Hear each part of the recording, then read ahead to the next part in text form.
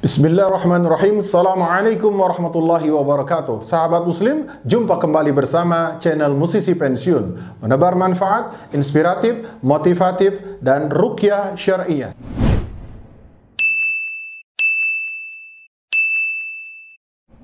Sahabat muslim, kali ini kita akan membahas satu tema yang sedang viral, satu tema yang sedang fenomenal, yaitu boneka arwah. Apa boneka arwah tersebut? Yaitu yang sering disebut juga spirit dolls, dan sekarang sedang banyak digandrungi oleh orang-orang, terutama kalangan artis. Mari kita bahas dengan pembahasan berikut ini. Sahabat muslim, banyak yang memiliki dan membeli boneka arwah ini karena mereka meyakini adanya keberuntungan dan juga bisa mendatangkan mudarat jika tidak mereka mengurusnya dengan benar. Mari kita simak beberapa fakta penting tentang boneka arwah tersebut. Yang pertama adalah bahwa boneka arwah tersebut berasal dari kaum primitif. Mereka membuat boneka-boneka tersebut dengan tujuan keagamaan dalam bentuk boneka patung atau voodoo dan lain-lain. Dan ini terus kemudian seiring berkembangnya peradaban, maka boneka-boneka ini terus dikembangkan untuk tujuan-tujuan mistik. Di antaranya seperti di Roma, boneka ini digunakan oleh orang-orang di sana, yaitu untuk menghubungkan mereka dengan para dewa dan dewi. Kemudian di Mesir, ini boneka tersebut dilakukan untuk dalam hal melaknat dan mengutuk seseorang atau sesuatu. Dan juga di Afrika bahkan digunakan untuk sebagai bahan perlindungan, untuk dilindungi dari mara bahaya atau untuk mendapatkan keberuntungan. Itu fakta yang pertama. Dari fakta yang pertama ini saja kita sudah mencium satu aroma yang sangat lekat dengan kesyirikan. Yang kemudian berikutnya fakta tentang boneka ini adalah bahwa boneka ini dikomersialisasi. Apa komersialisasi? Yaitu agar boneka ini kemudian menjadi laris dan laku, tentu harus dibuat sejarah tentang boneka-boneka ini. Ditulis tentang kisah-kisahnya agar mereka ini mempunyai sejarah yang fenomenal dan dikait-kaitkan juga dengan paranormal hingga pembelinya akan menjadi yakin dan bahwa boneka ini bisa ketika mereka beli bisa membawa keberuntungan atau bisa juga meningkatkan hajat dan derajat taraf kehidupan mereka. Yang berikutnya adalah bahwa boneka ini semua isi ceritanya itu berisi cerita-cerita yang mistis semuanya. Dan kemudian dalam Islam suka disebut dengan khurafat. Inilah kisah-kisah seputar tentang boneka arwah tersebut. Kemudian fakta berikutnya adalah yang miris, boneka-boneka ini diperlakukan oleh orang-orang tersebut karena diyakini bisa memberikan bantuan dan juga bimbingan hingga itu harus dibayar mahal dengan pengagungan, harus dibayar mahal dengan penghormatan. Mereka diberi makan, diberi minum, diberi persembahan, diberi dupa, diperlakukan tertentu, diajak kemana-mana, diperlakukan bagaikan raja. Dan ini mereka melakukan itu karena mereka merasa ketika berinteraksi dengan boneka tersebut, mereka merasa seperti mereka berkata-kata atau mereka bercakap-cakap dengan mereka sehingga mereka timbul rasa segan, rasa pengagungan dan lain-lain yang ditimbulkan oleh boneka tersebut dan mereka meyakini hal tersebut. Nah, sahabat muslim, bagaimana Islam memandang hal seperti ini? Yang pertama kita bahas dulu tentang boneka. Apa hukum menggunakan boneka, bermain dengan boneka dalam Islam? Sahabat muslim, salah satu kekhususan bagi perempuan, terutama anak perempuan, perhatikan baik-baik anak perempuan, bahwa mereka diperbolehkan main boneka. Paling tidak ada dua hadis yang menceritakan bahwa Ibunda Aisyah radhiyallahu an pernah bercerita bagaimana Rasulullah SAW memperlakukan beliau. Beliau mengatakan, dahulu aku sering bermain boneka anak perempuan di samping Rasulullah SAW. Dan juga beliau mengatakan bahwa Ibunda Aisyah itu memiliki teman-teman yang biasa bermain denganku, kata beliau. Dan ketika Rasulullah SAW masuk ke dalam rumah, maka teman-temannya tersebut kemudian berlari dan bersembunyi. Lalu beliau kemudian meminta mereka, teman-temannya tadi, agar kembali bermain bersama Ibunda Aisyah. Maka mereka pun melanjutkan permainan bersamaku, kata Ibunda Aisyah. Dan ini hadis riwayat Bukhari. Kemudian satu lagi ada hadis, yaitu suatu hari Rasulullah SAW pulang perang dari perang Tabuk atau perang Khaybar, para perawi agak ragu tentang hal tersebut. Kemudian sementara kamar Aisyah itu tertutupi oleh kain. Dan ketika angin bertiup agak keras, kemudian tersingkaplah kain tersebut, kemudian di sebalik kain tersebut berjejerlah boneka-boneka. Kemudian Rasulullah SAW menanyakan kepada Aisyah, "Wahai Aisyah, apakah ini?" Kemudian Aisyah menjawab bahwa ini adalah boneka milikku, dan Rasulullah kemudian mendiamkannya. Sahabat Muslim, lalu bagaimana pandangan ulama tentang boneka tersebut? Karena memang ada dua pendapat tentang boneka ini. Maka para ulama, ringkasan penjelasan para ulama mengatakan bahwa pertama, boneka itu boleh dimainkan jika dia tidak dalam bentuk yang utuh, tidak menyerupai makhluk hidup, tidak seperti manusia, tapi berbeda. Kedua, boneka ini diberi keringanan memainkannya hanya untuk anak perempuan yang belum baligh. Jadi bukan emak-emak atau ibu-ibu, tentu tidak masuk dalam kriteria seperti ini.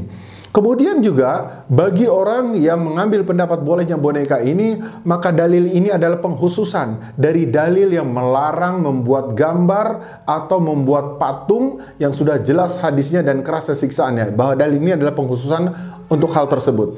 Kemudian bagi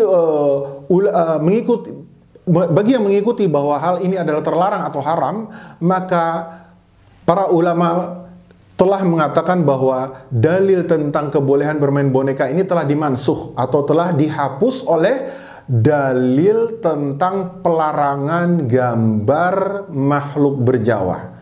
Nah, sahabat Muslim, yang kelima, penjelasan para ulama, jika saja tetap ingin bermain boneka, maka para ulama mensyaratkan agar boneka tersebut jika mirip dengan makhluk hidup, hendaklah dihilangkan kepalanya, dan kemudian detil dari wajahnya ini dihilangkan, juga dihapus, sehingga sudah tidak mirip dengan manusia. Adapun para ulama mengatakan jika orang hanya memajang tersebut di rumahnya sebagai pajangan di dinding-dinding dan lain-lain, maka para ulama tidak merekomendasikan ini, apalagi sudah berbentuk mirip sekali dengan patung, dengan makhluk hidup, dengan manusia. Maka para ulama mengatakan hendaklah mereka berhati-hati, karena ada hadis ancaman Rasulullah SAW bahwa malaikat tidak akan masuk ke dalam rumah yang di dalamnya ada gambar makhluk bernyawa, ada patung dan lain-lain.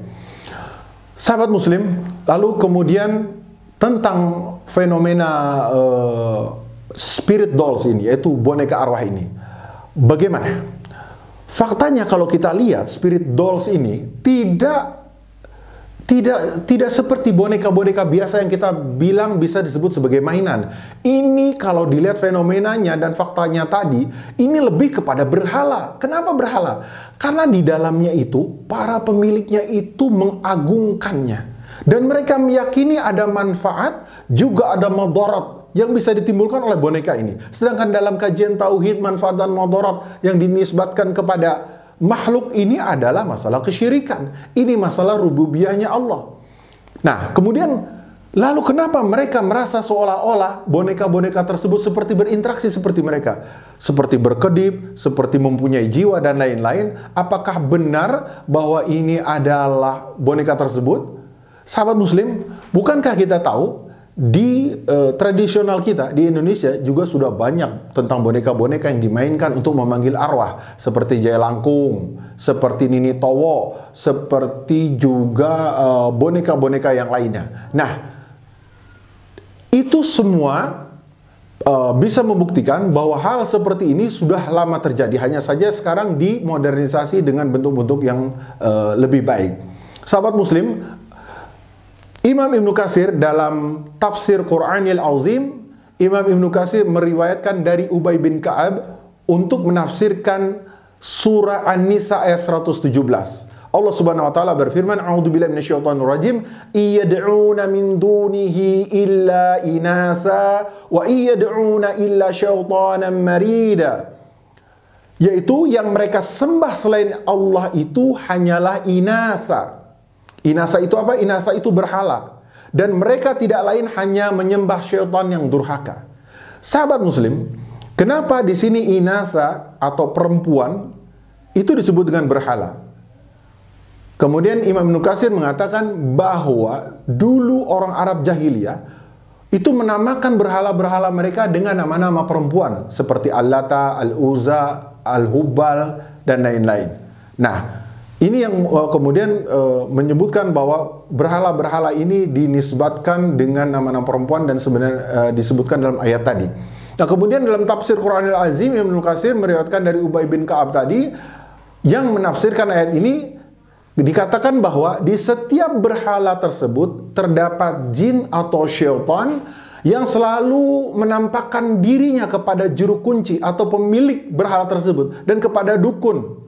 Dan mereka berbicara dengan para dukun dan juru kunci tersebut. Kalau dalam hal ini tentu yang memiliki boneka arwah tadi, dia mungkin berbicara, dia mungkin bisa melakukan ini dan itu, kemudian dia bisa menimbulkan getaran-getaran dan lain-lain, dan seolah sangat hidup. Dan ini kemudian menimbulkan keyakinan-keyakinan, padahal itu datang dari apa tadi disebutkan? Dari syaitan dan jin. Dari syaitan dan jin yang melakukan seperti itu. Saking canggihnya, syaitan dan jin ini bisa juga mengeluarkan, dalam tafsir Quran Al-Azim tadi, mengeluarkan suara-suara dari tempat yang menakjubkan, yang tidak bisa masuk akal. Kenapa? Karena ini kan dibuat dari kayu, atau kadang dibuat dari batu, atau dibuat mungkin dari benda-benda yang modern sekarang, dari bahan-bahan tertentu yang tidak mungkin menimbulkan sesuatu seperti makhluk hidup. Tapi jin-jin tersebut mampu menimbulkan hal-hal yang demikian untuk menipu dan menggoda manusia. Jadi sudah jelas ya, bahwa yang masuk adalah bukan ruh, bukan orang yang sudah meninggal, bukan juga para malaikat, dan ini hanyalah jin-jin yang seperti disebutkan dalam tafsir tadi. Kemudian pembahasan berikutnya adalah penjelasan dari Imam Al-Qurtubi dalam tafsirnya. Beliau mengatakan tafsir beliau ini didukung oleh banyak sekali riwayat-riwayat tentang jin. Perhatikan baik-baik, tentang jin yang bisa masuk ke dalam benda mati. Makanya kita nggak usah heran, ada banyak sekali kejadian-kejadian aneh, dan ini tentu disebabkan karena jin bisa masuk ke dalam benda-benda tersebut dan menggerak-gerakannya. Contohnya adalah kisah tentang jin Muhair bin Ahbar. Jin Muhair bin Ahbar ini adalah jin muslim. Jin Muhair bin Ahbar ini adalah jin muslim yang membela martabat Nabi SAW. Dulu dalam riwayat dikisahkan bahwa Rasulullah SAW itu diboikot oleh pembesar kaum kafir Quraisy, yang saat itu mereka bermusyawarah dan mereka meminta pendapat kepada Walid bin Al-Mughirah untuk bagaimana mereka melakukan makar terhadap Rasulullah. Namun Al-Walid bin Al-Mughirah tersebut tidak bisa melakukan apa-apa saat itu. Dia hanya terdiam dan dia berpuasa 3 hari 3 malam untuk mendapatkan wangsit mungkin ya. Dan beliau, Walid Al-Mughirah ini, selalu menyuruh kepada namanya berhala Hubal. Berhala Hubal ini dia seru terus, dia tuju, dia meminta petunjuk ke sana, dia mengatakan kepada berhala Hubal, "Wahai Hubal, bagaimana pendapat engkau tentang Muhammad?" Karena Hubal memang hanya patung, tentu Hubal tidak bisa menjawab apa-apa dan tidak bisa memberi manfaat atau mudarat. Dan ketika ini terjadi, maka ada jin kafir, ada jin kafir, jin munafik dan kafir, yaitu jin ini bernama Musfir. Jin Musfir ini melihat ada kesempatan di mana dia melihat orang ini terus-menerus menyuruh kepada patung tersebut, maka dia manfaatkan untuk menimbulkan makar, lalu dia masuk kepada patung Hubal tersebut. Ketika dia masuk kepada patung Hubal tersebut, maka si Musfir ini berkata-kata, dan seolah-olah itu berarti patung Hubal tadi yang berkata-kata, dan dia mengatakan bahwa Muhammad itu bukan nabi, bahwa Muhammad itu adalah pendusta, bahwa Muhammad itu adalah pengacau dan lain-lain, sehingga akhirnya dengan kepercayaan tadi kaum kafir Quraisy semakin jadi permusuhannya kepada Rasulullah SAW, dan mereka mencari Rasulullah SAW. Dan peristiwa ini terdengar kepada jin muslim tadi, yaitu jin muslim yang bernama Muhair bin Ahbar. Lalu jin Muhair bin Ahbar ini marah, semarah-marahnya. Lalu dia kemudian berkeliling Mekah mencari jin Musfir tadi. Lalu kemudian dia menemukan jin Musfir tadi di antara Safa dan Marwah. Ketika dia menemukan itu di antara Safa dan Marwah, maka jin Muhair ini membunuh jin Musfir tersebut. Setelah dia membereskan Musfir, lalu dia masuk kepada berhala Hubal tadi dan mengatakan melalui berhala Hubal tadi, dan ini didengarkan oleh pembesar-pembesar Quraisy, bahwa Muhammad itu benar seorang nabi, bahwa Muhammad itu adalah benar amanah, bahwa Muhammad itu adalah jujur orangnya, dan kemudian dia memuji Nabi Muhammad SAW melalui patung tersebut, hingga gegerlah Quraisy. Mereka geger dan kaget, kenapa? Kok bisa patung ini kemudian mengatakan hal yang demikian, memuji-muji kepada Rasulullah SAW. Nah, apa pelajaran dari sini? Tentu patung tadi bisa menyatakan kebaikan, membela, atau bahkan menjerumuskan, berkata baik atau buruk, tentu tidak bisa dinisbatkan atau tidak bisa datang dari patung itu sendiri. Hal ini tentu datang dari sesuatu yang menyusupi masuk kepada patung tersebut, alias jin melakukan prank terhadap kaum kafir Quraisy tadi. Nah, perhatikan baik-baik.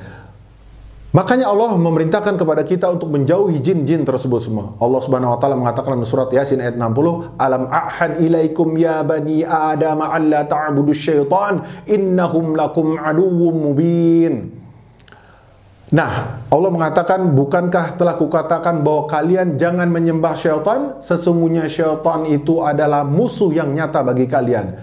Sudah jelas itu tidak mungkin dilakukan oleh boneka itu tersendiri, dan semua kita sadar bahwa ada selain kita itu jin, yaitu tetangga alam tetangga kita, tetangga yang berbeda alam yang masuk ke sana, dan ini adalah syaitan, dan kita diperintahkan untuk tidak mengikuti mereka. Sahabat muslim, jin-jin tersebut, jin-jin, dan ini biasa dilakukan oleh semua jin, dia akan melihat karakter-karakter sebuah masalah, karakteristik apa-apa yang digemari oleh manusia, lalu mereka masuk ke sana, ikut nimbrung dan melakukan makar untuk memperkeruh permasalahan-permasalahan. Dan ini biasa dilakukan oleh syaitan-syaitan, seperti dia menggerak-gerakkan boneka tersebut agar bisa bergerak, tertawa, bersedih, dan lain-lain, hingga manusia semakin percaya. Dan juga jikalau kita dan fitrah manusia adalah ingin menyayangi, ingin mengurus, itu adalah bagian-bagian naluriah yang itu memang dipunyai sebagai manusia. Kalaupun kalian orang-orang yang hendak mengurus, mencurahkan kelebihan rezekinya dan lain-lain, kenapa kalian tidak melakukan hablum minan nas yang diperintahkan Allah? Dan ini sudah jelas pahalanya, sudah jelas jaminannya. Mengurus orang yang tidak punya, membantu orang yang kesulitan, menolong orang yang sakit, dan kemudian mencurahkan kasih sayang ke sana. Bukankah ini sudah jelas? Bukankah tidak kurang hari ini orang dapat musibah? Kenapa kalian tidak larikan uang kalian, rezeki kalian, dan pikiran kalian ke arah sana? Lalu kemudian mengurus boneka yang tidak ada manfaatnya, hanya mubazir demikian, bisa merusak akal, bisa merusak juga akidah kita karena kepercayaan-kepercayaan tadi. Nah, sahabat muslim, tentu kita tidak mau rusak akal, rusak jiwa kita, dan kita wajib memfilter hidup ini dengan berbagai apapun, yaitu dengan menyaring dan memfilter itu semua dengan ilmu agama, yaitu ilmu syariat Islam, dan mengukurnya antara halal dan haram, benar dan salah sesuai dengan syariat Islam, dan tidak hanya mengikuti tradisi, tidak mengikuti hanya apa yang viral, apa yang lagi mainstream, apa yang jadi fenomenal, dan itu semua kebanyakan bisa menjerumuskan kita kepada kecelakaan dan keburukan, dan akhirnya kita mati bisa dalam keadaan su'ul khatimah, dan kita kemudian masuk dalam neraka. Na'udzubillah min zalik. Demikianlah, semoga bermanfaat. Barakallahu fikum. Wassalamualaikum warahmatullahi wabarakatuh.